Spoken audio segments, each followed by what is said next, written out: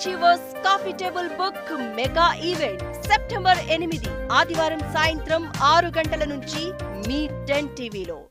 Hydraa కూల్చివేతలపై BJP MLA Raja Singh సంచలన comments చేశారు. పేదవాళ్ల ఇళ్లను నోటీసులు లేకుండానే కూల్చివేస్తున్న అధికారులు ఓవైసీ ఫాతిమా కళాశాలను ఎందుకు కూల్చడం లేదంటూ ప్రశ్నించారు.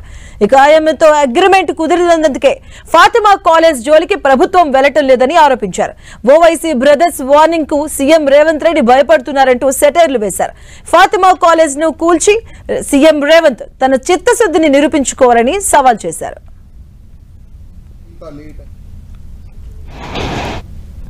ఈ ఫాతిమా ఓవైసీ కాలేజ్ని మీరు ఎప్పుడు డిమాలిష్ చేస్తారు? వాళ్ళకి నోటీస్ కూడా పంపించేసినారు. మళ్ళీ ఇంకా లేట్ ఎందుకు అవుతుంది? ఇవాళ జనాలు అంటున్నారు ఈ హైడ్రా కాదు, ఇది హైడ్రామా నడుస్తుంది. పేదోళ్ళది ఇల్లులు పొలగొట్టడానికి ఇమీడియట్గా వీళ్ళ దగ్గర జేసీపీలు పెద్ద పెద్ద మిషన్లు దొరుకుతుంది.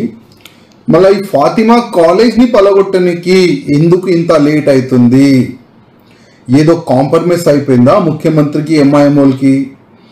లేక అక్బరుద్దీన్ ఓవైసీ వార్నింగ్ ఇస్తే ముఖ్యమంత్రి గారు భయపడ్డారా అని జనాల్లో ఈ విధంగా ఒక చర్చ జరుగుతుంది. ఎప్పటి వరకు మీరు ఓవైసీ కాలేజ్ని డిమాలిష్ చేయరు అప్పటి వరకు మీరు ఫెయిల్ అనుకోండి. అప్పటి వరకు మీ ఫెయిల్. ఏ రోజు మీరు ఫాతిమా ఓవైసీ కాలేజ్ని డిమాలిష్ చేస్తారు కదా, మొత్తం తెలంగాణకి మీరు హీరో అవుతారు. నేను ఓపెన్ చెప్తున్నా, మీరు తెలంగాణకి